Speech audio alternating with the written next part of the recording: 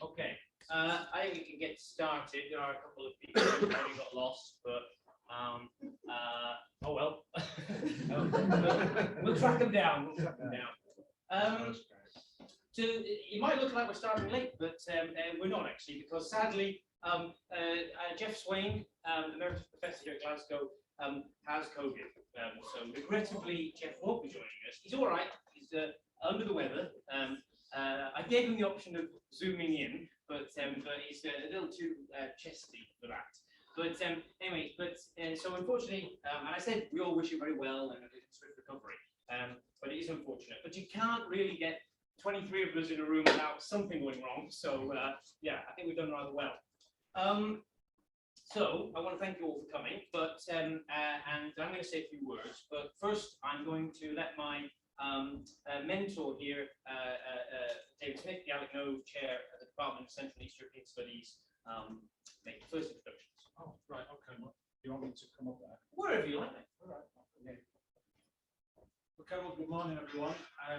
Apart from the standard apology for the Scottish weather, I'd just like to say how absolutely thrilled we are to have you all here today. And first and foremost, I wanted to congratulate you, Mike, on putting together such a fantastic program. I'm really, really looking forward to it.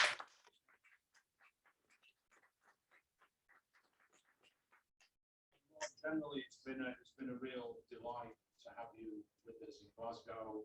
Even though, you know, for the first year we didn't really see very much of you because of COVID, but now this is the sort of fruit of your labour, you know, since you joined us. It's great that it's come to pass. As Mike said, he and I both belong to the Central and East European Studies subject area here at the University of Glasgow. It's an interdisciplinary subject area. We cover the history, the politics, the society and the economy of not just the former Soviet Union, but also the former Soviet satellite countries of Central Europe and also the former Yugoslavia. So we cover a very broad geographical area and a full spread of disciplines. And CEAS, as we call it, was established back in the 1990s as the successor to what back in the 1940s was established as the Department of Soviet Studies. And later in 1963 became the Institute for Soviet and East European Studies. And back in 1949, one of the founders of the department, Rudolf Schlesinger, also established the Journal of Soviet Studies. And that continues to exist to this day since 1992 under the new name Europe Asia Studies. And as the title suggests, it remains a world-leading journal that covers the entirety of the communist and former communist ruled countries of Europe and Eurasia. So within that remit, we extended to the study of China, also North Korea, Vietnam. So again, we've got that full range and also the full range of social science disciplines that we cover are represented there. And the establishment of the Institute of Soviet and East European Studies in 1963 coincided with the appointment of a certain Alexander Nove as Chair of Economics here at Glasgow. And he is someone who will need no introduction to anyone here.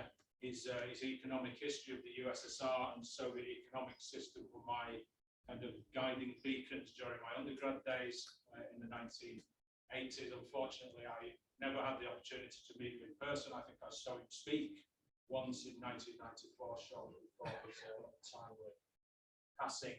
But in 1996, to commemorate Alexander's work as you know, one of the leading Sovietologists, not just in the UK but in the world, the Alec Nove Chair was established by the university, and the second holder of the Nove Chair was the aforementioned Professor Jeffrey Swain. And again, I just wanted to pass on my best wishes to Jeff for the speedy recovery. It's a pity that he can't be with us today.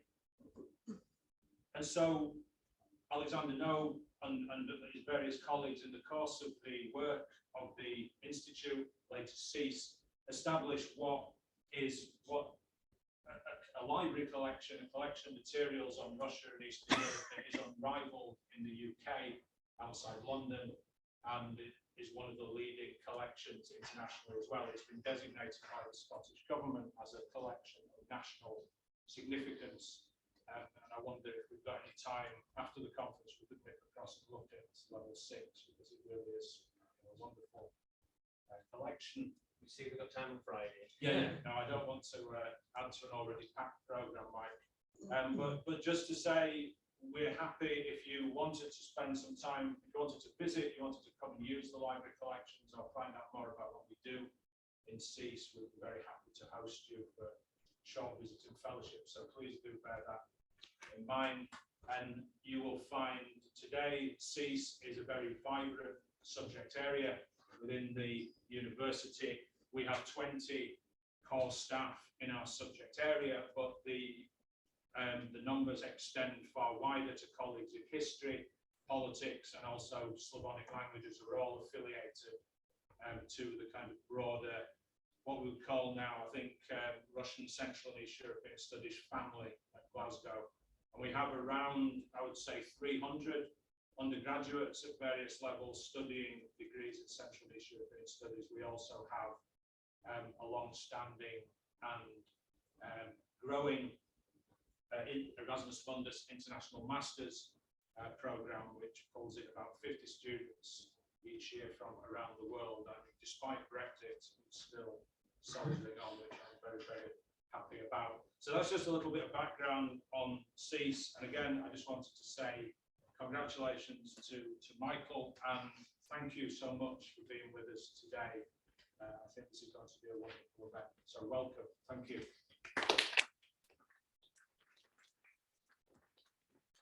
Very much, David. I do appreciate it. So yeah, like I said, thank you very much for coming. I'm really grateful that you accepted my invitation, made the journey. You got here, some with more than others, but and you prepared an interesting paper for us, each of you, that showcases your research in post-war Soviet political history. I'm delighted to welcome you to this conference in the beautiful Glasgow University cloisters, and to have interested non-participants join us in the audience. So it's not just a discussion that we're having amongst ourselves and audience members. I encourage you to take the opportunity to, with this level of experience that we've brought here today, to ask questions. And so I built into each panel a healthy 45 minutes per panel, so we actually have some proper time for questions. Great. Couldn't we anticipate this, could I? So I'll say this as well, though. It is rare when you come to a conference and all the papers look interesting and that you want to hear them all. But I really think we have actually got that here today, and that's so exciting. So I should introduce myself for those who do not know. I'm Mike Loader, a Leaving Hume Early Career Fellow at the Department of Central and East European Studies. I did my PhD under Stephen Lovell at King's College London in 2015 with a thesis on the Khrushchev Thaw and nationality politics in Soviet Latvia. I then held postdocs in the High School of Economics in Moscow and at the Institute for Russian and Eurasian Studies at Uppsala University in Sweden. And then, as David mentioned, it was a slightly unfortunate time to move to Glasgow to start my fellowship here in March 2020 for a centre periphery project predicated on archival work. So we'll see when that gets back on track. But let me speak freely, as I like to. So why do we actually need to hold this conference? Frankly, I'd say the field needs it.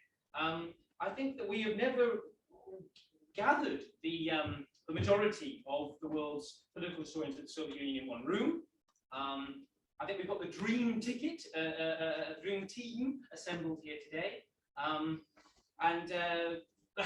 We could have saved quite a bit of time and fellowship money and been spent it in the reading documents in the Tbilisi archive instead, and perhaps I'll still get to do that. But I put this together because, and I think it's worth pointing out, that you don't, we talked about this a little last night in the pub, that you don't get to the chance to do this as a full-time lecturer these days. It's just not, where's the time for this? It's only as a postdoc that you can do this sort of thing. and it's not easy to acquire the sort of funding required to do this either properly nowadays, especially in the UK, and that makes it even more special. So I really organised this conference because I see great value and need after 2 years of an atomising pandemic and now Russia's invasion of Ukraine to bring together in one room the world's leading scholars on the politics of the Soviet Union to exchange ideas, foster collaboration, learn about the shiny new research our colleagues are undertaking, to be inspired and to talk about where things are going and going next, I should say, and how we can shape and grow the field. In that sense, it is worth every penny and every minute spent. As someone in the post-1990s generation of historians who was educated on what was learned then, at what was the brand new coalface of the opened archives, this is perhaps the best opportunity for a cross-generational meeting among colleagues interested in the same research area, and one that, to my knowledge, has not happened before in this context. So, I encourage my invited participants to enjoy these next few days and get out of this as much as possible. And speaking of cross-generational, it is worth pointing out that this conference brings together a real cross-section in Soviet political history. We've got PhD students, we've got new lecturers, we've got senior lecturers, and we have distinguished professors in attendance. So I just want to say a few practical things now before we get started. We've got 7 panels, 4 today, 3 tomorrow, followed by Ronsooni's commentary on the conference. On Friday, we've got our working breakfast, and we'll discuss the status of the field. So please have a think during the conference about any points that you'll want to raise during that discussion. Each panel has a chair who will introduce the panel. I've got the bios for each chair, so we're sorted. You have 20 minutes to present the papers. Chairs will keep the panel to time, even policing me. Well, Shannon will be careful once they're dinner. But chairs should collect questions from the audience at the end of the presentations, in a group. I'm always one for preferring. I never like a question shot at me without 30 seconds to think about it. So gather some questions. We've got regular breaks, as these are some long days, and some participants have come very far from this, very far away for this research. Will and Pietro, I do appreciate the long distances you've come from North America. So I'm going to be keeping you topped up with caffeine and sweet things throughout. Audience members are invited to join us for the coffee breaks and lunch as well, once the participants have at least managed to get around once. At the back, you'll find the book table, or book tables, because it's already spilling over, I'm delighted to see. In keeping with the aim of exchanging research and fostering collaboration, I encourage you, during the breaks and the lunches, to peruse the copies of articles and books loaned by our esteemed participants for the duration of the conference, to familiarise yourself with your colleagues' work, perhaps some stuff you haven't seen before, you may find something new and useful. But obviously don't take anything, and I'll be keeping it in my office at the end of every night, so don't worry. We are having a go at recording this, assuming the technology works. So if you don't want your presentation recorded, just let me know and I'll turn it off. There is water in the icebox, so help yourself throughout the conference. That's everything. So once again, thank you for being here. Thank you for this conference a reality. Please enjoy yourself. Let's start. Let's get started.